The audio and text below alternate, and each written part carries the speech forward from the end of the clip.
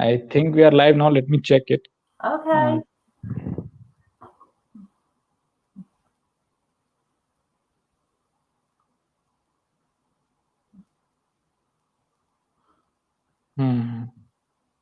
Yeah, it's all okay. Let me fix my camera. So first, I would like to introduce you to my viewers. I'll go with Hindi as my whole group is Hindi basis. So नमस्ते दोस्तों, welcome to the channel. मेरा नाम है पीयूष राय और आप देख रहे हैं क्वेश्चन आवर भारत। हमारे साथ रेने लिन जी हैं। पहले मैं बहुत लोग जानते हैं आपको, almost everyone know you, but for those who don't know you, तो रेने लिन जी एक्टिविस्ट हैं, कॉलमनिस्ट हैं, ऑथर हैं। इन्होंने कई किताबें लिखी हैं, उनमें से कुछ मोदी जी के ऊपर भी हैं। सो और वॉइस फॉर इंडिया की फाउंडर भी हैं। और भारत के खिलाफ कुछ भी आवाज उठती है, चाहे हिंदुओं के खिलाफ anti Hindu, anti India propaganda media में होता, तो already always she is active on Twitter, on any social media platform. So thank you for that. And if shall we start with some question, as you have time? uh, you're busy, so Oh, okay. Yeah, that's fine. Yeah, we can start now. I'm ready. That's a good introduction. so uh, so my first question to you is, how you as a individual being, apart from the formal introduction, how do you see yourself as a personality, as an individual? Just like you have tweeted recently about your haters try to take you down on some points about Sanatan Dharma, about you being you mentioned that I will die a Sanghi and all. So what's all about that? If you explain things in brief.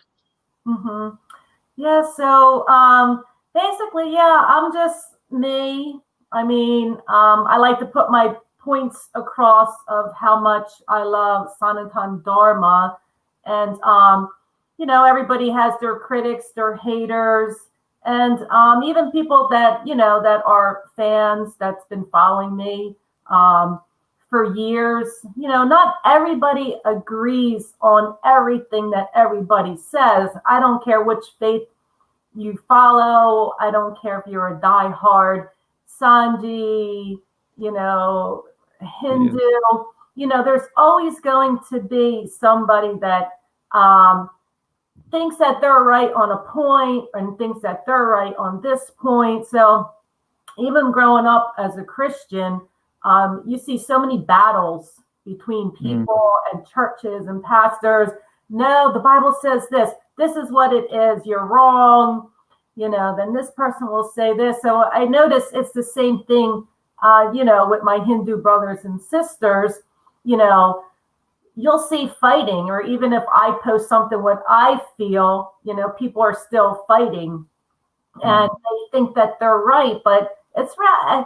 Me personally, I don't think it's really good to be like that. I mean, we all can learn from everybody. We can all learn a little bit from everybody's religion, So we have this diversity, and that's really what India is really about, diversity. So it's good to listen to everybody's, opinion, see what they have to say instead of being like, I'm always right. I'm always right. So that kind of mentality just really stares me off, I just give my points, what happened in my life, why, I do what I do on Facebook and Twitter and things like that. So yeah, I hope I answered your question.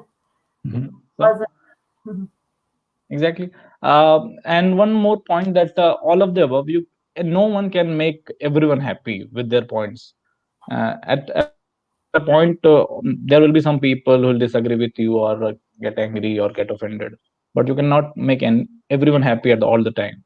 Yeah, I know that's true, and not everybody is right. If for someone to have an attitude like they're right and you can't say anything, that just really such a turn off, because we really can learn from somebody. Maybe you might not believe it.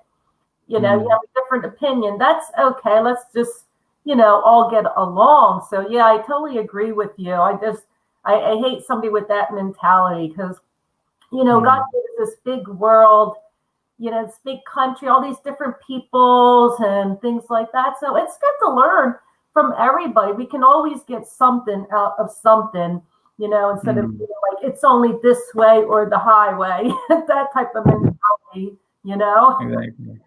Exactly. Oh, so that's why in India it's a famous quote: "Unity in diversity." Everyone is unique in their own way, and still we should be united together. So I like that. That's really nice. Yeah, and that's true. That is so true. exactly. So that leads to my next question. What made you consider Sanatan Dharma over Christianity? Mm-hmm.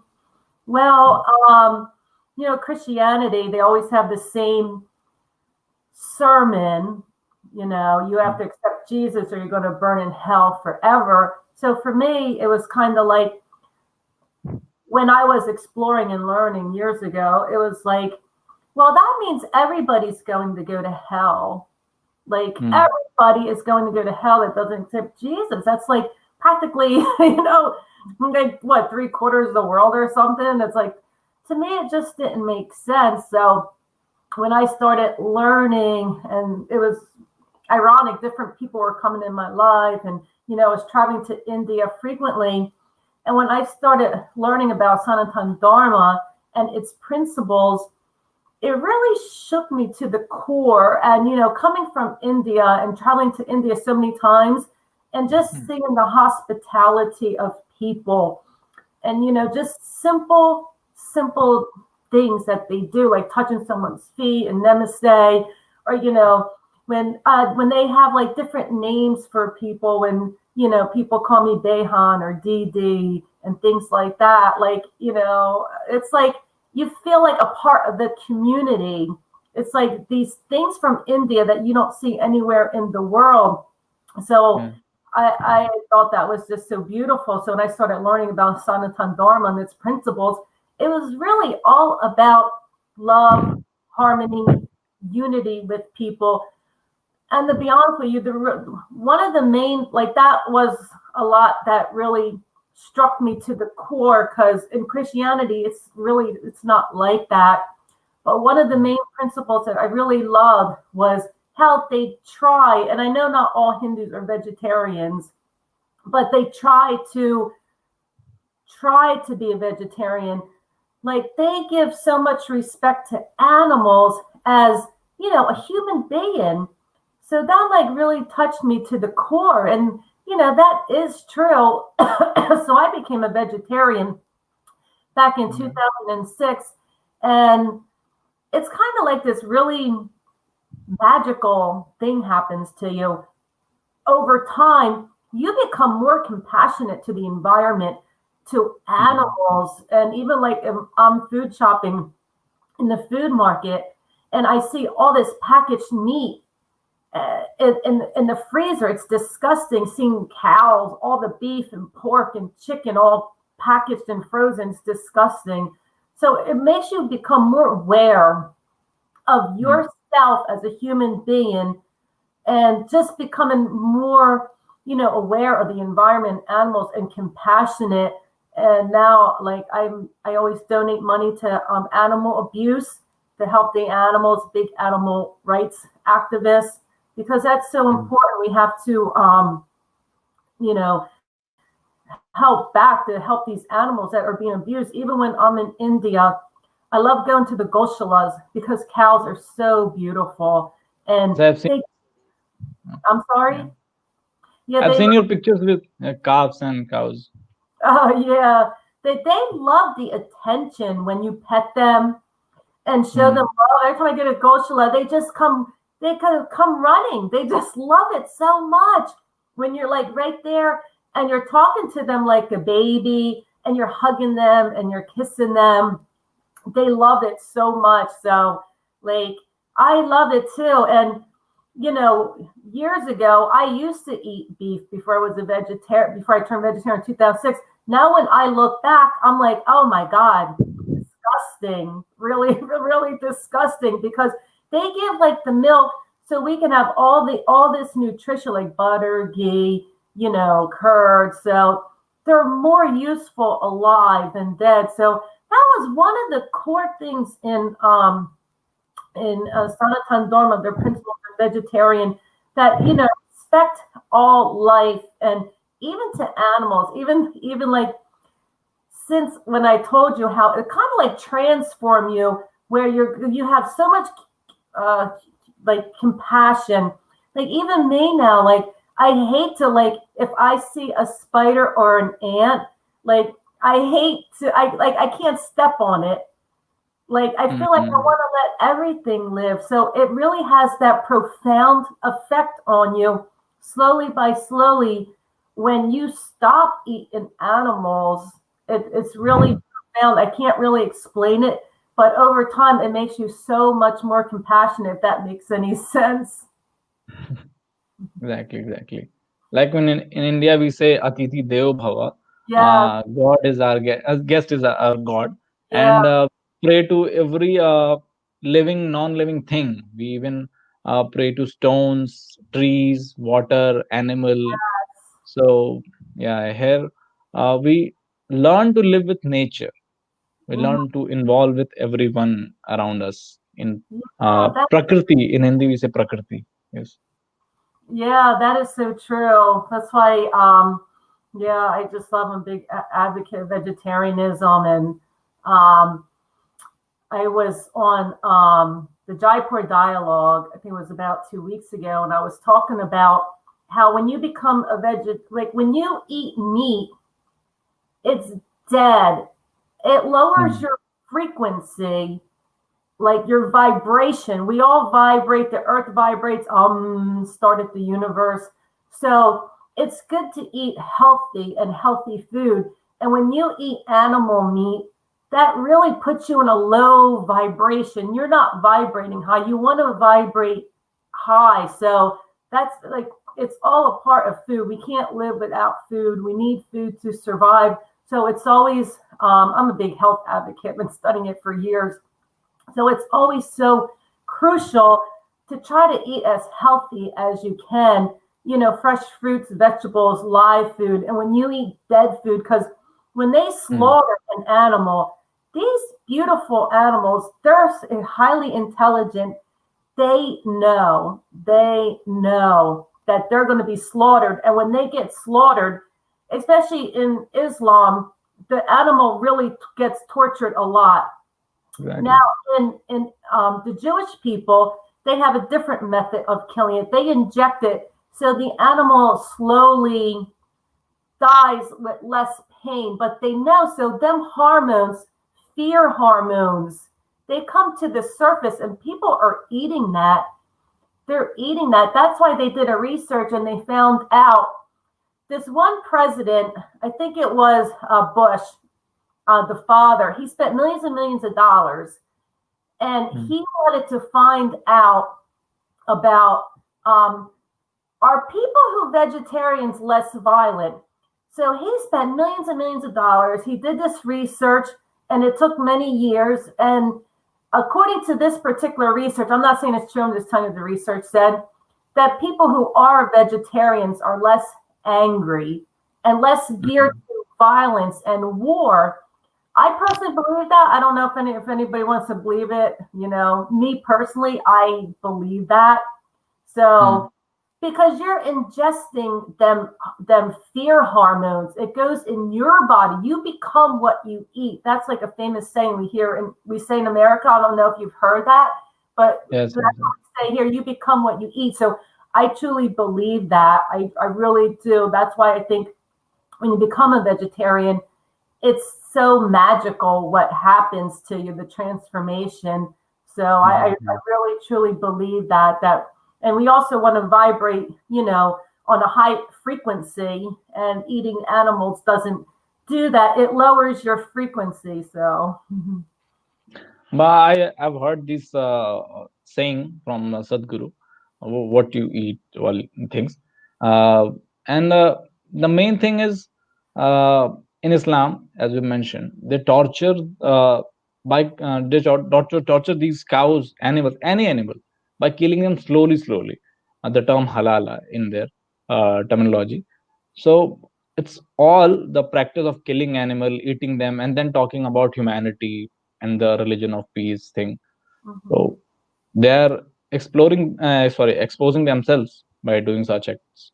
Mhm. Yeah, yeah, I know that's absolutely true.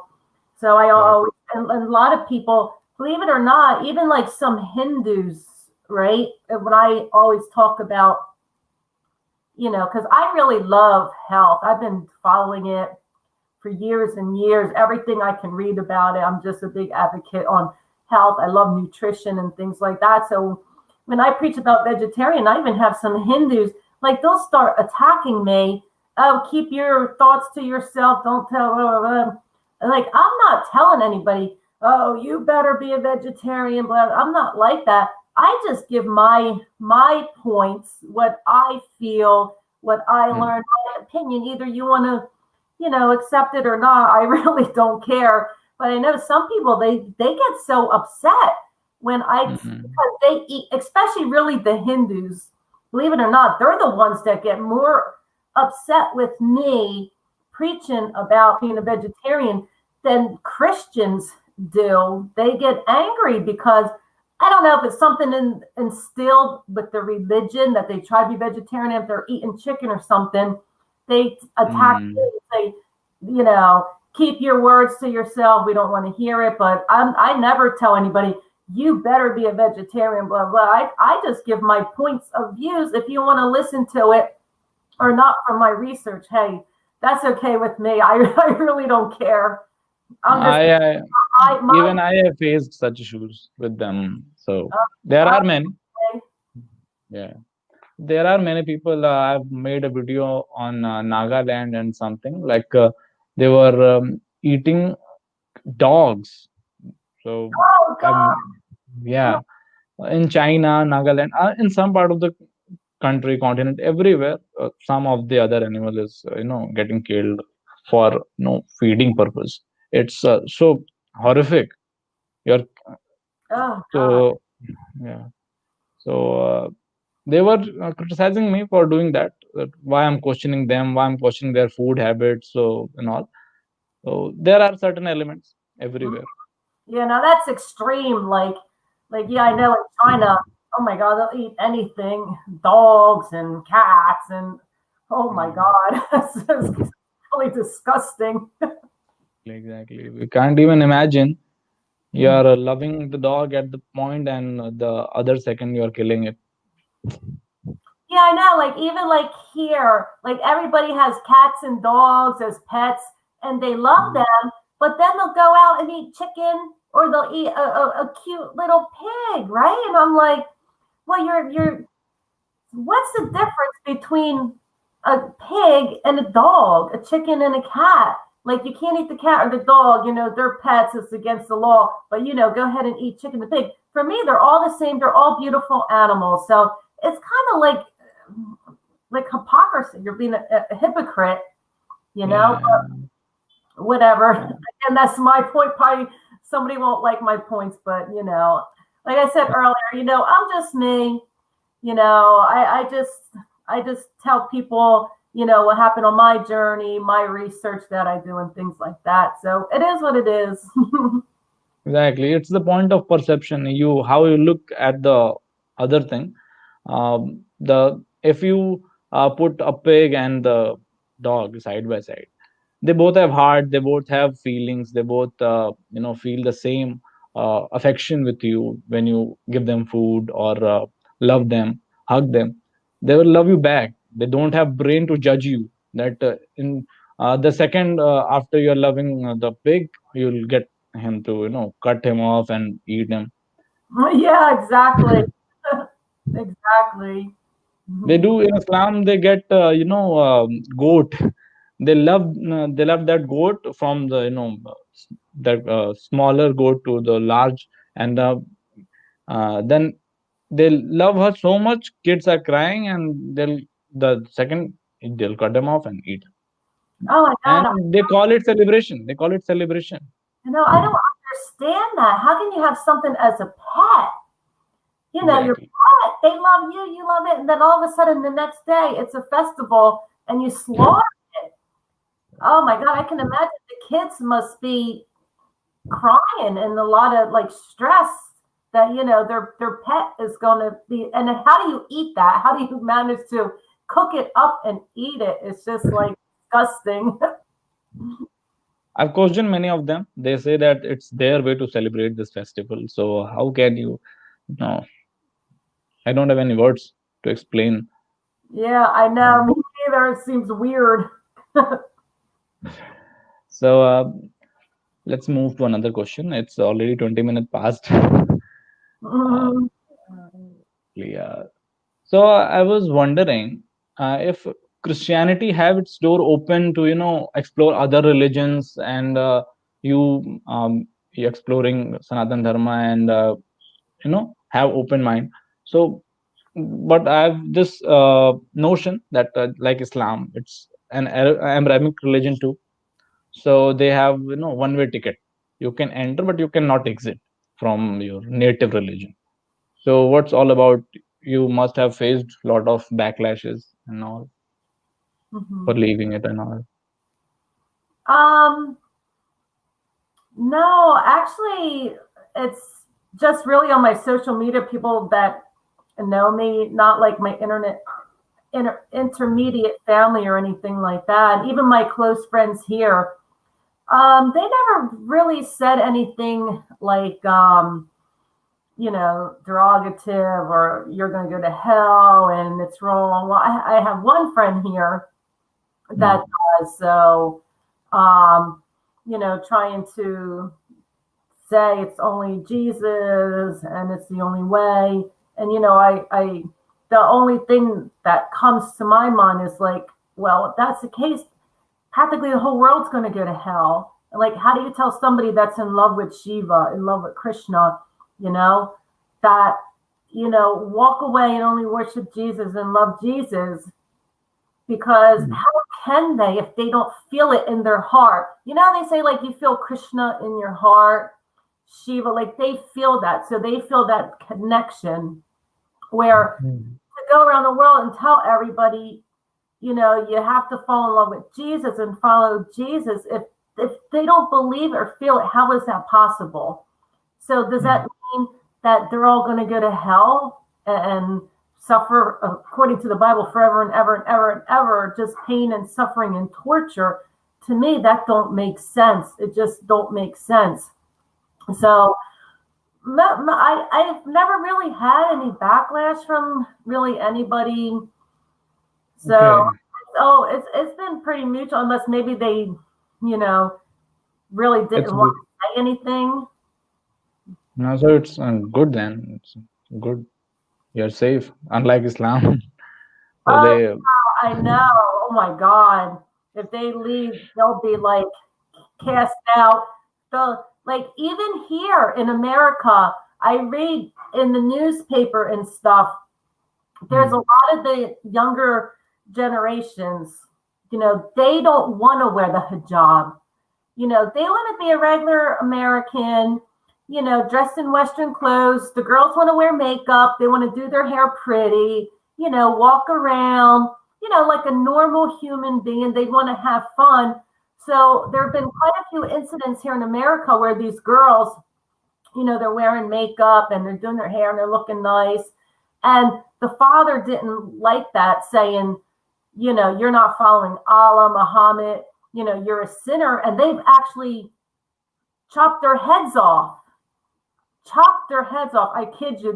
Their fathers, I read about 2, 3 of them in the last several years, in jail now for killing their daughters because they don't want to wear the hijab. They just want to be normal human beings. So you're right. In Christianity, And it's not like that. Like, all right, you don't want to, all right, fine, go. But you're right. In Islam, the parents are going to come after you and the parents are going to kill you. but it's not even Islamic country. It's no, it's in Europe, West, where. But Yes. exactly. So just imagine what.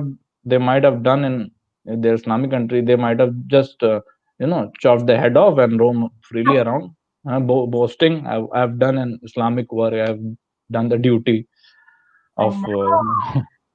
I know. So believe me, even in America, it's happening here in America, and the parents are killing their kids for leaving Islam. You're not. It's like once you're born Islam, you have to stay. Otherwise, you know, mm, you have a high chance of being killed by your own father. Like that's insanity. Like that's a religion.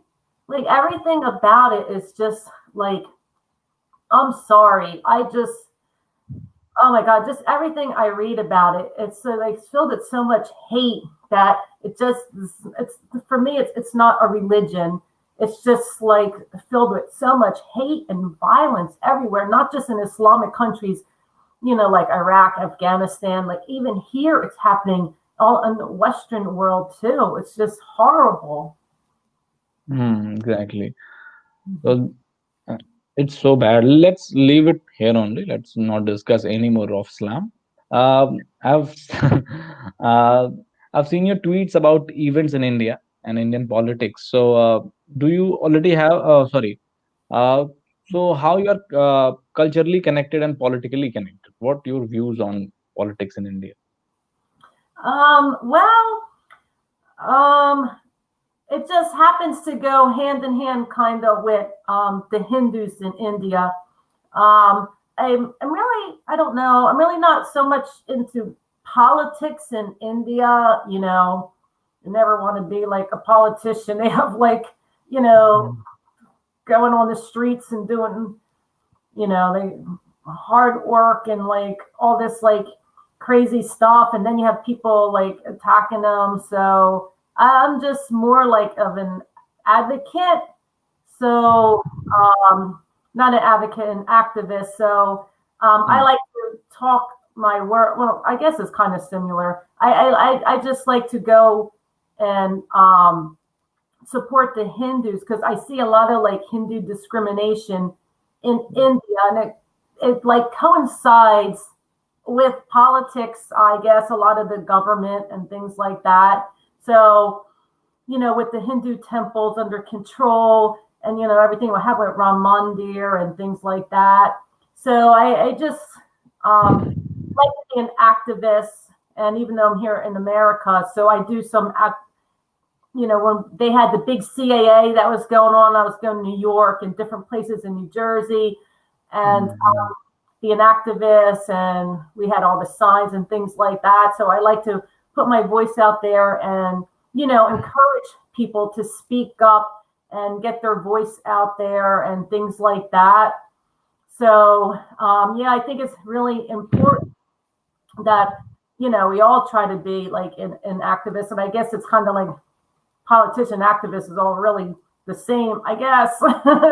So, yeah, but I think it's important that we all get our voice out there and, Exactly. make a difference because if we're all silent, then nothing gets done. So, yeah, it just happens to be like, it just happens to coincide with political issues that are going on in India, the things that I like to support. Hmm.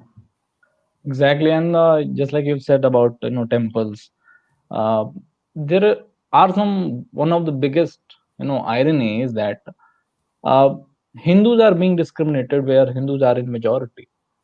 You have never seen such things that the majority community is getting to face such issues or discrimination issues basically, or basically if you will pinpoint the issue, the religion basis is the larger aspect of it. So you're facing the discrimination by Muslim community, which is uh, call itself as minority. But if you see the data, technical terms, it's the second largest majority itself. So they play victim card and play minority majority card and discrimination card also, but the real victim is someone else. Oh yeah, I know, and you're so right with so much Hindu discrimination. That's why, like, I'm like an activist, for a lot of the Hindu discrimination. I like to get my voice out on Facebook and Twitter because it just blows my mind because India is 80% Hindu, right? But yet Mm, they get discriminated on.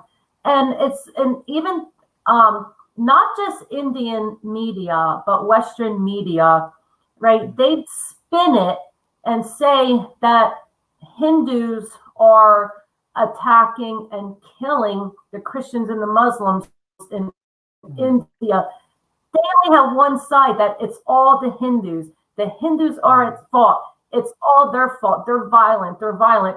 But they never ever hardly talk about, how Muslims are viciously attacking the Hindus and how the Christians are coming in villages and taking over villages and erecting churches and crosses and things like that. They don't talk about that. So that's why I'm like so um, passionate about being an mm, activist for Hindu discrimination because it just blows my mind. It just mm, blows my mind. I mean, I could see if India was 20, 30% Hindus, but it's not. It's predominantly Hindu. So it just blows my mind how discriminated they get, how much lied they get about, even in the Western media. So that's why when I talk, I always encourage all my followers on Facebook and Twitter. You have to get your voice out there.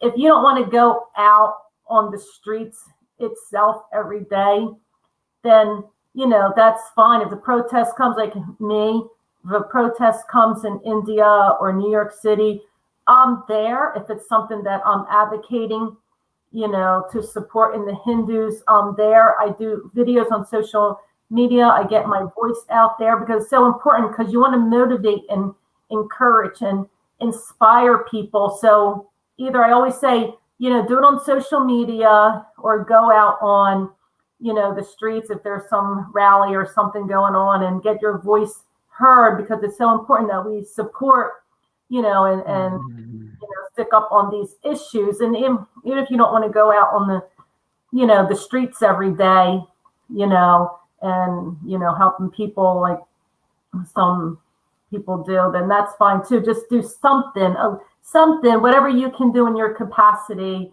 a little something, a lot of something, it all connects together and it helps people. mm.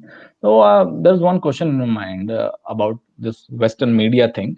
Uh, do they really have such concern about India being radical on Muslim, Hindus being uh, uh, have they ever raised Kashmiri issues on their platform? Kashmiri Pandits facing such wrath, mass murder. Have they ever? Western media here, Hmm, exactly, Western media. yeah, well, the Have, Western media here, they support, like, let's just say, like, the Democratic Party here, Joe Biden, the Democrats, all like the media, big tech, they all support Muslims in India, not hmm, Hindus. They're against the NRC, they're against CAA, they're for Kashmiri rights, they're for hmm, Pakistan. But when it comes for Hindus and Hindu rights, you hmm, know, they're against it. They're against it. So same thing like here, like in Modi, they hate Modi. He's a racist. He's a fascist. hmm, Same thing here. Trump, he's a racist. He's a fascist. See, this is the liberal media in India and America. If you don't believe their liberal ideology, they they will attack you, they will abuse you, they will shadow ban you, they will shut you down. They want you to hmm, believe their ideology, like Twitter. People are getting shut down and locked down on Twitter. They're being shadow banned because hmm, Jack Dorsey and Mark Zuckerberg are radical liberals and they want you to tweet and post on their beliefs. And if you don't, they don't like it. So, and they don't like Modi. They're always against the Hindus and Modi in India, like how they're against Trump and Republican supporters here. So, liberals are the same, whether you're in India or you're in America. They want you to believe their ideology. And the rest of us, if we don't, we're stupid, we're idiots. They try to slowly force us. Otherwise, they shut us down on social media. And it's just not right. That's why I love Trump. He was the best president we've ever had in America. And he's trying to see, Twitter and Facebook are protected under Section 230 of the law. And this protection is causing them to do what they're doing, shutting people down, suspending people. If you don't believe their ideology, if you don't believe their liberal ideology, so that is protecting them. That's why they're getting away with murder. But the Republican Party and Trump is trying to take down Section 230. So this way they can't do that. So we're keeping our fingers crossed. That's in the works right now. And hopefully that will come to pass. So then we won't be discriminated so much as nationalists, on our views, because it's not right. Who wants to love Rahul Gandhi? You can't make us love Rahul Gandhi. You can't make us love Joe Biden. We don't want to like Joe Biden. We don't like Rahul Gandhi. That's what they want us to like. We don't like that. Exactly. It's like crazy. No, exactly. So I get your point, and I think everyone here too.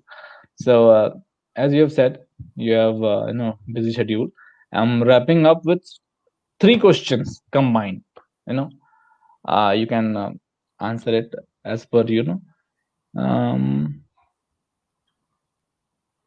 Are these from the people, or are they from you? Me only. Oh, okay. Audience. I have a list of questions, but due to your busy schedule, I'm comprising it of only 2 to 3 last questions. So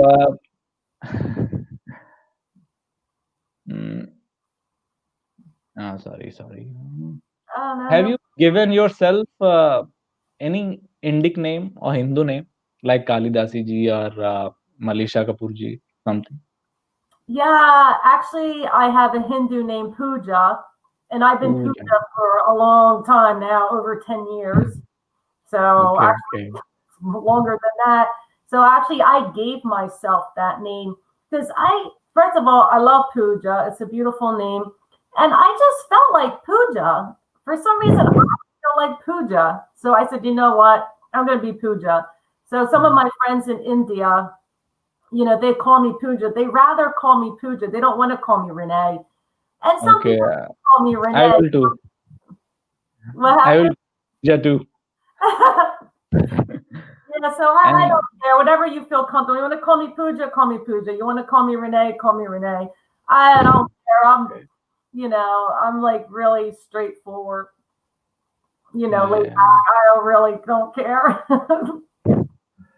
So, have you learned any Indian language or willing to learn? Well, initially, I was learning Hindi. This is going back over 10 years. And then at that time, when I first was coming to India, I was spending a lot of the time down in South India. So, and then I was learning Tamil. And I was doing good, but then it got so difficult. That is one language. Tamil is difficult. Oh my God. You have to be born in Tamil growing up. Otherwise, you're not going to get it. It's extremely difficult. I said, forget it. I said, I'm going back to Hindi. And, after some time, I really don't go South India anymore. I spend most of my time in North India. I mean, I do, but, most of the time I'm in North India. So where they predominantly speak Hindi. So I said, let me just go back to my Hindi studies. And, I love some of the Hindi songs and stuff. So, yeah, but Tamil, forget it. It's impossible to learn Tamil unless you're like born and raised there. Otherwise, forget it. Exactly, it is the toughest. Even for us, we can't even pronounce few. They have the long one of the longest terminologies, words, letters. It's difficult to write it. Oh my God. Yeah, I wasn't even really writing it. I was just learning to, Mm. speak something. So I don't know. I just know Nandri now and Mika Nandri, Nala. That's about all I can remember from my Tamil studies. And that was years ago. So Exactly. So, is there any post-COVID plan to visit India again? um yeah, I'm waiting for this coronavirus, you know. I was supposed to go in March, and at that time the coronavirus, I call it the China virus because it came from China. The liberals don't want to call it the China virus. They call it COVID-19. I call it China virus. So I had my bags all packed. I'm ready to come to India in March. There was no sign of coronavirus in India, and everybody's like, "What is going on? This is so weird. No coronavirus in India." So as soon as I'm ready to catch my plane that night, I hear the day coronavirus hits India, right? So I'm like, oh no. Mm. So my family and my friends, they're like, you shouldn't go because you're going to go for a while. Because when I go to India, I go for a long time. They're like, you're going to be Mm. stuck there and you're not going to get back. And you know what? I'm canceled it because you know why? That's true. I would have been stuck in there. And not that I don't mind being stuck in India. Yeah, that's nice being stuck in India, but not during China virus because everything was shut down. So it's like, Exactly. so what am I going to do? I don't want to stay in my apartment Mm. and do what? So I'm glad. So it's so weird because I go to India twice a year. I've been going to Wow. India twice a year since 2009. So, Mm. and do you know, it's been a year and a half since I've been in India. Last time I was in India was in September, I think 2019. So yeah, this September it was like was a year. So it's going on like almost a year and a half, which is a record for me considering I come to India twice a year since 2009. So I'm really missing India a lot, but I do plan on coming to India soon. So I probably have to be quarantined for like 2 weeks because they're Mm. making you quarantine, but Mm. that's okay. I stay in a nice a service apartment, so I'm just gonna stay in my apartment and chill out for a couple weeks. Have my friends come over. I'll party with Mm. my friends. We'll have a good time. So, and it's nice. I Mm. have everything in my apartment. I got my washer, dryer. I got my kitchen so I can do my cooking and everything. So that's just the way it's going to be. So I'm going to have to quarantine for 2 weeks. But, what am I Mm. going to do if I want to come to India? Exactly. Oh, which city you are planning? Delhi. I actually live in Delhi. When I come to India, I Mm. love Delhi. Delhi's like my home. I'm a Delhi-lite now. So Mm. I just love Delhi so much. Yeah. So I got my service apartment there. I stay in my apartment, and most of my friends are from there. And then when I do go traveling, Mm. know, it's around Mm. North India somewhere. So, and then I can even leave my luggage there, whatever I have to do. Travel if I want to go visit, some tourist spot, and then like come back to India. So, I mean Delhi, Mm. not India, Delhi. Exactly, exactly. So, have you ever visited Uttar Pradesh, Lucknow, and any city of Uttar Pradesh? um, no, actually, I haven't been to Lucknow, but actually, I've a few of my followers on Facebook. They're like, "Oh, you should come to Lucknow. It's really nice. Won't you come to Lucknow?" So maybe next time when I come to India, I'll probably go to Lucknow because I believe it or not, I haven't been there yet. Exactly. Yeah. Even I'm from Lucknow, so whenever we'll come, we should meet. Oh, okay. Yeah, quite a few another close friend in Lucknow. So yeah, That'd be good. And actually, he's like a journalist too, so that would be good. Then we can do live interviews instead of Exactly, exactly. this video stuff. That would be great. Yeah. So, and I'll see you some famous places of Lucknow. We have the Asia's biggest park and all. Really? Exactly. I think world's biggest or Asia's biggest. Asia's biggest, I think. Wow, nice. Yeah, I definitely have to come visit on my next visit to India, which is soon. I can't say I have a date set in the very, very near future. So, but let's just see and wait what happens. I might wait a little bit longer. I don't know yet. So basically, I'm just taking week by week, and it's just been so long. Mm. It's just been so long since I've been to India, and that's not like me. So, okay, thank you for giving us your precious time. No, I would be very happy to have you again on my channel on some other specific. Yeah, thank you so much for having me. Yeah, it was great chatting and everything like that. I enjoyed it and sharing my stories with you and anybody who was listening or will listen. I'll put it on my account. So it was really nice. And yeah, next time I come to India, if I come to Lucknow, then you can interview me, one on one in person instead of, all these video things. That will be great. Yeah, Even. that's awesome. Hmm. So, wait a minute. Hmm. So, I'm ending the broadcast. Thank you, everyone. मैं हिंदी में कुछ कह देता हूँ सबको. Ram, everybody who attended. Ram. God bless you all. Stay safe from the China virus. चलिए. Thank जय you Shri Ram. for the interview. Thank you so much. Thank you, thank you. Thank Bharat you. माता की जय. जय श्री राम. नमस्ते. Ram. Bye, everybody. Bye.